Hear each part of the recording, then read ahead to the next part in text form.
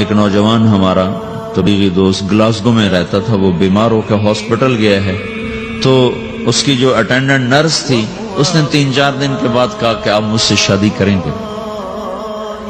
اس نے کہا میں مسلمان ہوں، تم کرسچن ہو؟ کہا میں مسلمان ہو جاؤں گی اگر آپ شادی کرتے تو میں مسلمان ہوں۔ اس نے کہا تم کس وجہ سے مجھے یہ پیشکش کر رہے ہو؟ وہ کہنے کہ میں 3 دن سے تمہیں دیکھ رہی ہوں تو کہ تم نے ایک دفعہ بھی نظر اٹھا کے مجھے نہیں دیکھا، میں نرس ہوں، میری زندگی یہاں گزری ہے، میں نے کوئی نوجوان ایسا نہیں دیکھا جو لڑکی کو دیکھ کے نظر جھکا لیتا ہو، میں پہلی دفعہ اپنی زندگی میں کسی کو دیکھ رہی ہوں کہ جب اس کے سامنے میں آتی ہوں تو اس کی نظر جھک جاتی ہے، تو مجھے یقین ہو گیا تیرے اندر سچائی ہے۔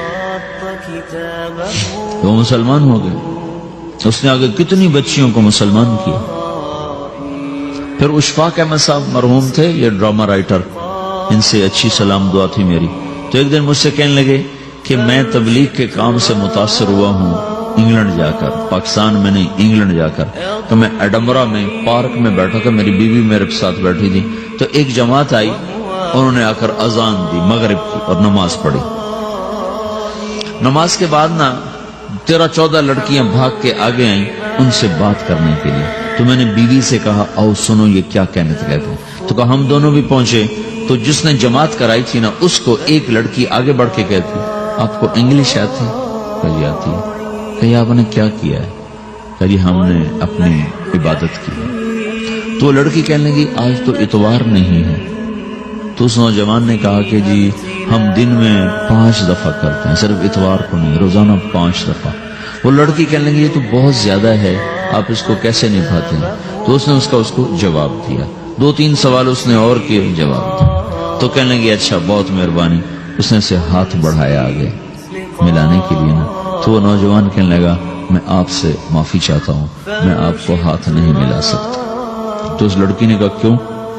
کہ یہ ہاتھ میری بیوی کی امانت ہے اور کسی کو نہیں لگ سکتا۔ تو لڑکی کھڑی تھی، وہ زمین پہ گر گئی، صرف اس بہت وہ زمین پہ گر گئی، کھڑے کھڑے وہ زمین پہ گر گئی، اور وہ بچوں کی طرح رونے لگی پھوٹ پھوٹ کے، اور کہنے لگی وہ لڑکی کتنی خوش قسمت ہے جس کے تم خامد ہو، کاش یورپ کے مرد بھی ایسے ہی ہوتے۔ جس رب نے نفسیات بنائی ہے وہ اگر کوئی عورت کپڑے اتار دے تو اس کی نفسیات بدل جائے گی، چاہے وہ مغرب میں پیدا ہو چاہے وہ مشرق میں پیدا ہو۔ عورت کی نفسیاتی حیا ہے اور وفا ہے، کسی وفادار کی تلاش ہے، تو وہ اس کو پتہ بھی نہیں ہے کہ مشرق کا حیا کیا ہے، لیکن وہ اس کو اللہ نے عورت بنایا ہے، اس کے اندر کی وہ نہیں مر سکتی چیز۔ کاش یورپ کے مرد بھی ایسے ہوتے۔ اور آنسو پوچھتی ہوئی وہاں سے اٹھ کے چل دی۔ تو اشفاق صاحب مرحوم کہنے لگے میں نے اپنی بیوی سے کہا بانو آج وہ تبلیغ ہوئی ہے کہ لاکھوں کتابیں بھی چھپ جاتی، وہ کام نہ ہوتا جو یہ نوجوان اپنے عمل سے کر لیا۔ تو میرے عزیزو کٹی پتنگ نہ بنو، اپنی کٹی پتنگ کی منزل کوئی نہیں رہتی۔ اللہ اس کے رسول کے ہاتھ میں اپنے ڈور دے کے چلو، اللہ اس کے رسول کی غلامی میں اپنے آپ کو چلاؤ تو اللہ تمہیں بھاگ لگائے، عزت بھی دے گا۔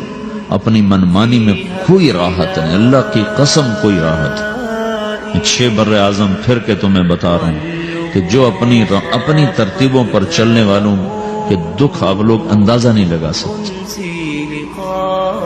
چلنا ہے تو اللہ اس کے رسول کی زندگی کو اپنا کے چلو، اللہ تمہاری دنیا بھی سکھ والی بنائے گا، آخرت بھی سکھ چین والی بنائے گا۔ لیکن یہ سیکھنا پڑے گا، سیکھنا پڑے گا۔ تبلیغ اس کو سیکھنے کی محنت ہے اور اس کو آگے پہنچانے کی محنت ہے۔ تو یہ عمر ہے، اس وقت ساری دنیا اسلام کے لیے تیار ہے، چونکہ نظریاتی طور پر دنیا شکست کھا چکی، کسی کے پاس کچھ نہیں۔ تو ہمارے پاس ایک ایسا خوبصورت نظریہ ہے کہ جو ان کو بڑی تیزی سے اپنی طرف کھینچ سکتا ہے، اور اللہ کا احسان ہے کہ تیزی کے ساتھ نسلوں کا رخ اللہ کی طرف ہو رہا ہے۔ تھوڑی ہمت کرو، چھٹیوں کا وقت تبلیغ میں دو، باقی وقت اپنی تعلیم کو دو، گھر جاؤ تو ماں باپ کے خادم بن کے رہو، نوکر بن کے رہو۔